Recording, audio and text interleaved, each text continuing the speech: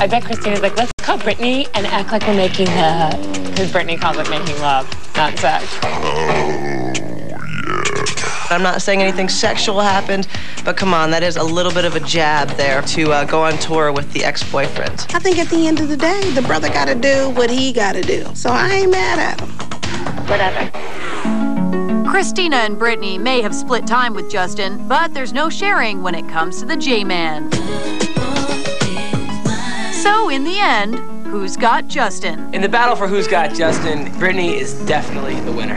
Justin sweepstakes, it's not even a question. I mean, Christina, she's even said it herself. I can so clarify that we're definitely not going out. Never was. It's not my thing. Justin and Britney, I think they're gonna find their way back.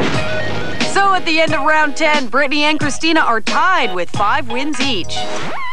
Coming up, Britney and Christina finally face off for the title of the greatest fashion felon. I like to be edgy. I like to be different. I would feel extremely uncomfortable being conservative. The pressure to outdo each other has sent them into parallel lives of crime. No, they're not robbing liquor stores. This offense is all about fashion. You gotta feel for them because these are two young women, girls, who are like trying different styles in front of the world. We're all embarrassed by what we were in high school, but we didn't have it broadcast every time we did it. If I was Britney or Christina, I would think it was pretty cool that I was on the worst dress list. It's flattering that they're making fun of you. Oh my God, yeah. So in the Britney versus Christina showdown, who's a bigger fashion felon? I did it again. Britney's had her fair share of fashion mistakes, but it's hard to top her Village People look at the 2002 VMAs. She just kind of looked like a cop for an S&M bar. That was kind of the whole leather. I've got my cap on. Here is my badge, and you're busted. I don't know. Maybe 12-year-old boys find that just dandy in the heartland. But I just look at her and I think, oh my God, someone's gay stylist has gotten a little carried away. But it's still kid stuff next to Christina's legacy of faux pas. Christina, I mean, where do you start with the bad fashion? I get a lot of flack from a lot of people for, for either how I dress or what I do. She is so dedicated to always wearing something shocking and bizarre. She's trying to be in the Bad Fashion Hall of Fame. I think that she would be flattered. I like to be edgy. I like to be different. I would feel extremely uncomfortable being conservative. She does bad fashion really well. So well that she pulled off the unthinkable at the 2002 VMAs, an outfit so skimpy that it could barely cover a moon man's butt, much less hers. Tell me about what you're wearing tonight. A little skirt. I just go on casual tonight. Christina from the VMAs, it was all about a tiny skirt and a little blue halter thing. She was like, let me go into my 4th grade wardrobe. It's small, but I think it covers my ass and I can make this work. While that getup may have invented reverse cleavage, bird-loving Christina found a way to top it. Christina Aguilera in that feathered Roberto Cavalli looked like Big Bird's wet dream. Christina's just basically saying, look at me, I'm a brunette, and now I'm a bird. And I can pull off this whole image because, you know what, I'm gonna fly away with every award. You would think that Christina would have at least one gay guy in her house that when she came out and said, how do I look, he would go, oh no, girl, you better go back in there. Hello, queer eye for the straight girl. But this style battle all comes down to 2 things. Britney's leather versus Christina's feather. Both were nominated for being worst dressed by People magazine. And I think that if I had to pick one of the 2 which was worse, I would have to say Christina. I think Christina has more of the shock value, which get people talking. The real secret to success as a pop diva all starts up top. That's right. Welcome to the Clash of the Coiffs. What is that? The ultimate battle for hair superiority. I mean, come on. Both Britney and Christina are being photographed 24/7. They roll out of bed, the cameras are... And you're gonna have a bad hair day once in a while. So we've got to ask, who's had the worst hair days? In 2002, Britney had the public chanting, bring back Barbie, when she turned her Goldilocks brown. Britney Spears, I give her credit. She's the hot blonde. She's like a Pammy Lee. She's beautiful. Why did she do the brown? I didn't understand. It's like she looked in the mirror and went, yeah, I'm a 10, but just gonna try being a 7, just for a couple of weeks. The good thing about being Britney is that she could just add extensions and dye it right back the next day, and we're none the wiser. Yeah, Britney, she cut off her hair once. Ooh, look, she got a bob. Big deal. While Britney may cut in color, Christina's scalp is ever evolving.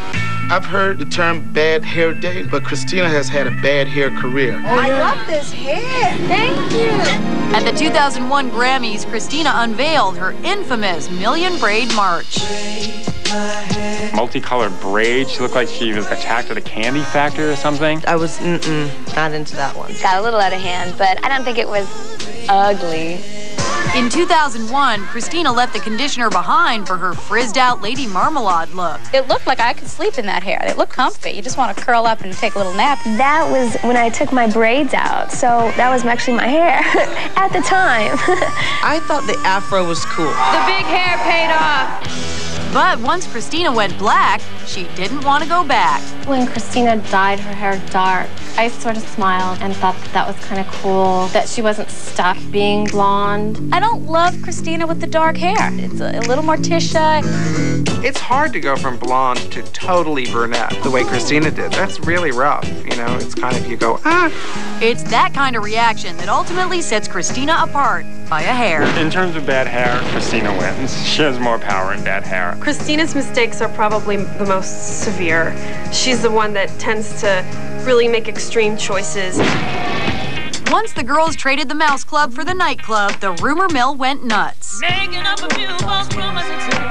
It's funny when you start hearing the rumors that people see them out at clubs and they're just out of their mind. Here's to going out later tonight and having a good time. So inquiring minds want to know, who has the best rumors? You're unbelievable. I think the craziest rumor I've ever heard was, Britney being a virgin. Good Lord. I really wish I would have never said anything to begin with, because I'm kind of stuck in this little place where people are always asking me. Britney's a virgin. You sure about this? It's right here. God bless her. Do we believe that Britney was a virgin? I don't think so. It's also hard to believe that Christina starred in a 2002 X-rated video posted on the internet. But that didn't stop the public from downloading it. If you're gonna be famous, you have to have at least, I think, 2 or 3 sex tapes floating around that you might be in. That's how you know you've made it. It's silly. It's stupid. A lot of these rumors, it's just something that you just have to laugh off. Maybe people just saw her video and they were like, it's a sex tape, and they're like, oh no, it's her new hit single. The footage turned out to be a fake. So, who is the winner of the rumor mill? Okay, let's focus. Do I want to think about the virgin that I might be able to deflower? That's not going to happen. Do I want to watch the sex tape? Yes. So ultimately, Christina wins in the rumor category. When you're a pop diva, sometimes the champagne turns to real pain.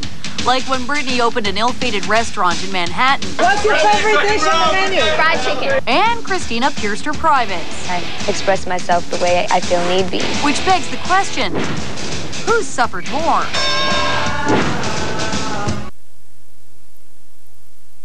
Crotch piercing. Her walking into that piercing parlor. The guy, is having a really day. He's fat, has, butt plumber crack hanging out. And in walks Miss Christina Aguilera. I want my pierced. You know that made his day. At least Christina's crotch bling has staying power, which is more than can be said for Britney's restaurant Nyla, which closed after just 7 months. New York's a tough town to open restaurants. There was a lot of hype around it, and within days, the restaurant just started to tank. So while Christina suffered her piercing alone, Britney's restaurant probably caused suffering for many. Worst move definitely was Britney. Crotch piercing, $40. Nyla restaurant, $1 million disaster. So at the end of round 14, Christina is ahead of Britney 8-6. It's time for the culmination of all things Britney versus Christina. You got it. They're spit-swapping Madonna love-in at the 2003 MTV Video Music Awards. The biggest showdown ever between Christina and Britney was that Madonna kiss. And the big question is, who got the better kiss? I kissed a girl. When Madonna suggested kissing during their performance, no one was sure how it would play out. Christina's version is, during rehearsals, Britney was really skittish about it. And really sort of shy and embarrassed about it. I don't want to kiss Madonna, you kiss Madonna. I don't want to kiss Madonna, you kiss her. We played around a little bit, and she said before the performance, let's just feel it out and see what happens. Once the rehearsals were over, it was time to throw down. Years of rivalry had come down to one moment. Feel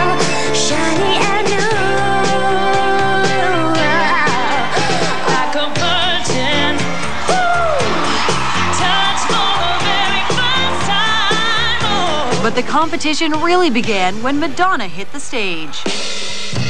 The whole dance between the three, Madonna, Britney, Christina, was very lesbianic. When I was watching it, I thought, wow, it's really racy. They're really all over each other. So then you start to get Madonna working on Christina a bit more. She starts taking off the garter, and it's starting to get a bit more of a sexier kind of connotation to it. Britney has this look like, you're not really taking off her garter. What do I get? And then she crouches down in a submissive way, like, Mama Madonna, please, come over here. Britney's hair's all in her face, and then Madonna kind of leans over and seductively, teasingly moves it to the side. She looked like her mouth was open the whole time. Like she was just waiting for it, thinking like, okay, it's coming in 3 seconds. I'm ready. Suck my kiss. In less than 3 seconds, Madonna kissed both Britney and Christina. But only one kiss seemed to matter. Christina, you don't even think about when it comes to that kiss. But all you can think about is Britney slipping Madonna tongue. I'm going to show her who can be dirty. I'm going to tongue Madonna. That's what I'm going to do. I'm going to tongue Madonna. So I didn't know it was going to be that long and everything, but it was cool. Britney makes the most of the opportunity. She says that she'd never kissed a girl before. No, I've never kissed a woman before. But she sure didn't kiss a girl like a girl who'd never kissed a girl before. I could just replay that over and over and over again. And you know it's sexy and hot when a gay guy is replaying a kiss by two women over and over and over. That was hot. When she was asked if she would ever kiss a woman again, she said, would I again? No, I would not do it. Oh, maybe with Madonna. Ultimately, it was Britney's kiss with Madonna that grabbed everyone's attention. The Madonna kiss, Britney won. There's no doubt about it. That's all people talk about is the Madonna-Britney kiss. The next day, it was Madonna and Britney, Madonna and Britney. And then Christina's at home going, damn it. While Britney took the final round, the new underweight champion of the Britney versus Christina world is Little Miss Aguilera with a score of 8-7. Not that it matters. The fact of the matter is they're both famous and they're beautiful and they're young and they're both talented. So there are no losers.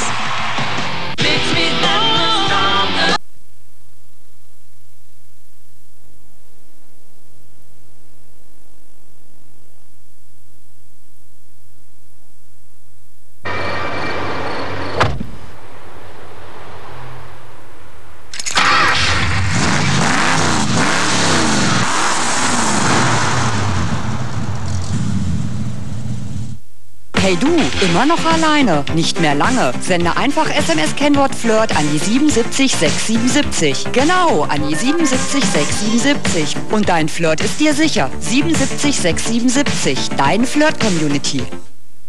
Jetzt für dein Handy die ultimativen Vodafone Top Charts. Is it 'cause I'm cool von Musti, Friss oder Stirb von den Toten Hosen oder Just One Last Dance? Schick jetzt deine SMS mit dem Bestellkeyword deines Lieblingshits an die 81100. Und das aus allen Handynetzen. Ihr zwei habt einander verdient. Ab jetzt seid ihr Partner. Sie sind wieder da. Wow. Kommst du, Starsky und Hutch? Lass mal deinen Bauchnabel sehen. Nein. Oh, ist der schön. Macht's gut, ihr Helden! Festhalten. Ben Stiller und Owen Wilson sind Starsky und Hutch. Am 25. März im Kino. Zeig deinem Schatz deine Liebe. Verschenk ein Gedicht per SMS. Schreib eine SMS mit dem Stichwort Gedicht an 89898. Dann bekommst du ein tolles Liebesgedicht, das du gleich weiterleiten kannst. Also schreib Gedicht an 89898. 89898. Till Death Do Us Part, das neue Album von Cypress Hill mit der neuen Single What's Your Number? Cypress Hill, jetzt. Es geschah, als sie allein war. Ein Blackout und sie konnte sich an nichts mehr erinnern. Halle Berry, Robert Downey Jr., Gothica. Damit euch das nicht passiert, verlosen MTV und Columbia TriStar zum Kinostart von Gothica am 11. März den vielseitigen Hightech-Organizer Sony Clear, in dem ihr eure Erlebnisse als Text und in bewegten Bildern festhalten könnt. Um zu gewinnen, sagt uns einfach bis 28. März, wie die Hauptdarstellerin in Gothica heißt. Teilnehmen könnt ihr auf mtv.de/Gothica oder unter der Hotline 090 24 25 29.